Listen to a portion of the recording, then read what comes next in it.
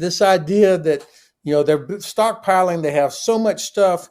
Why aren't they using it? I mean, what are they stockpiling, waiting for? If Ukraine is on the edge of breaking, why haven't they deployed these things so they could break through and go ahead and end the war? I mean, how is that in Russia's advantage to let this thing go on for 2 or 3 or 4 more years? Because I don't think they're going to be able to pay for it. The ugly deal. The ugly deal, of course, it's ugly because nobody on the planet believes that Russia would actually live up to it. Russia has never lived up to any agreement. Right after they signed, well, of course, Budapest Memorandum is one of the most obvious, but also right after the Minsk Agreement, they launched the largest offensive of that first part of the war in the Donbass region. And the Ukrainians know that the Russians will not live up to any agreement unless they are compelled to. Even President Reagan used to talk about trust but verify. This is who you're dealing with. And so the Europeans also can see that if this so-called ugly deal is jammed down their throat, that it's only going to delay another year or two, and then the Russians are going to start back up again. And so I think the idea that they should take this deal even though it's bad, somehow that ends the fighting, I don't think that is substantiated by analysis of who and what Russia is and what they have said. Clearly, Vladimir Putin is not interested in peace. What he's interested in is the destruction of Ukraine and the idea of Ukraine as a state. Now, why do I disagree with Daniel on that this could be turned around?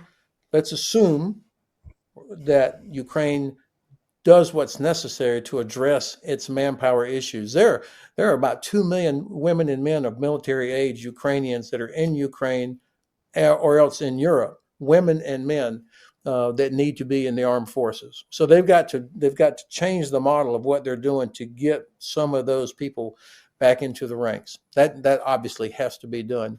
Secondly, if the West realizes that, if Ukraine fails, it will be because the West failed, and you're going to end up with millions more Ukrainian refugees pouring into Central and Western Europe, which will have significant damaging economic impact for European countries. And then, of course, the Red Army is going to press tens of thousands of Ukrainian soldiers into the Red Army. So the Red Army itself will grow in its capability, and now you're going to have a Russia that is emboldened, and this war is going to expand. So a bad deal is not going to end the fighting. It only guarantees that there will be more fighting from a worse standpoint for European countries. Now, the economic tools, this is the leverage. And I really had hoped that President Trump would use this enormous economic leverage he had to end the war, as he said he wanted to do. And certainly, I believe he's sincere when he says he wants to stop the war. Unfortunately, he's wanting to stop it on the Kremlin's terms. The United States, if we use the economic leverage of helping to shut down Russia's ability to export oil and gas, use sanctions that are enforced, and find ways to replace what China and India, what they need, find alternative sources of energy for them, I think the impact on Russia's ability to continue to fight this war would be immediate. And then, of course, investing in Ukraine's defense industry. There already are some European countries that are doing that. That needs to continue. And I think we should, if we have settled on a strategic objective, which means Russia lives inside its own borders, then we do what's necessary. If we don't, the Chinese are going to be looking at this and they are going to say, okay, the United States is kind of flexible on this sovereignty and this borders thing. And the United States seems to be slow in getting its defense industry going. And the Europeans are slow on growing their defense industry. That's bad news for Taiwan. It's bad news for the Philippines. It's bad news for everybody that is in Beijing sights. Okay, I'll let you respond to all the points, especially the last one about Xi and other leaders that have territorial ambitions being emboldened by a Russian win. And a Russian win means getting what they want in the current negotiations as well. Yeah, well, I mean, this is one point where I could not more strongly disagree with the general and his assessment in here. The offer between an ugly deal now and a military loss is stark and real and likely So it's not that you don't like what's happening here and maybe it will result in fighting in the future. If that was the case, Russia wouldn't have to offer a deal now. They would just win. They have all of the advantages and the military and the military capacity right now. So if that was really what they wanted, they wouldn't stop. They would just go now. But they are still willing to have a negotiated settlement because, unlike what the general said, the objective of the Russian side is not conquering more territory. It's having peace on its border. That's what it has said since 2007, when we first started talking about moving NATO further to the east. In 2008, they said, this is a red line. Georgia and Ukraine is a red line. Our people knew that. We've had leaks of several American officials who understood that. And now then we've seen it graphically play out. And gosh, if you want to talk about who doesn't keep their word, how about what the United States and the West has done with 2014 and helping to overthrow the legally elected government in Kiev with the Minsk agreements, all the things. And we now know that we never intended to keep those. It was just to buy time for the Ukraine side. And now then we have in the offer for a peace in 2021, December 2021 to be specific, where Russia said and acknowledged by Jens Stoltenberg, the war could have been avoided if we just took NATO off the table, because that was the problem and the existential threat to the Russian, as it would be for us if Russia wanted to have a military alliance in Mexico. We would never permit it. Why do we think Russia would? But they knew that. We told them. We went ahead and did it anyway.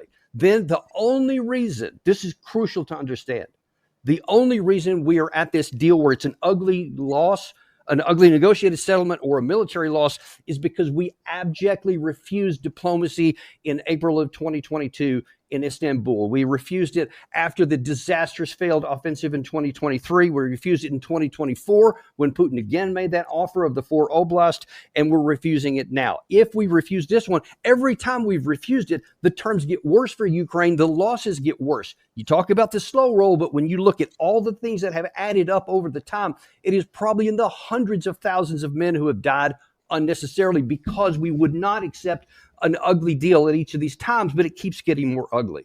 So if we want to do something that's rational, the hope that it gets turned around is not based on rational observation, based on the nearly 4 years of physical evidence that we have and the observation of what the capacity is for making war on the Russian side.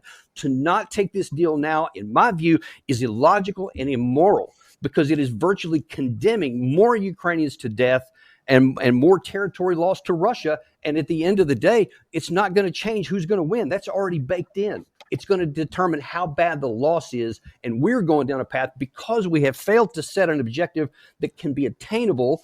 We are now baking in, or at least we're heading towards something that would be even worse. And that is the core issue. Yeah, well, Daniel, don't forget, Russia had peace on its border until it attacked Ukraine, a neutral country. It had peace on its border since the collapse of the Soviet Union. If there ever was a time that we were really going to be a threat to the existence of Russia, was right in that first year or two at the collapse of the Soviet Union, when NATO was at its strongest and Russia was on its knees. What did we do? We disarmed. The U.S. Army in Europe went from 300,000 troops to 30,000 troops. We sent all of our tanks and attack helicopters home. The German Bundeswehr reduced by half. The British Army of the Rhine left the continent. So the idea that somehow we are a threat, or that Ukraine joining NATO, or a Ukrainian, independent Ukraine on Russia's border is a threat to the existence of Russia, of course, is nonsense. The idea that somehow the United States or the CIA had anything to do with the overthrow of the Yanukovych government, I don't think is substantiated by any facts, knowing what we know now about Yanukovych's plan and what he tried to do with the police. So I don't think you could point that successfully at the United States. Russian peace offers in Istanbul and other places. Of course, Russia's peace demands are, Ukraine, you disarm and you let us have this territory.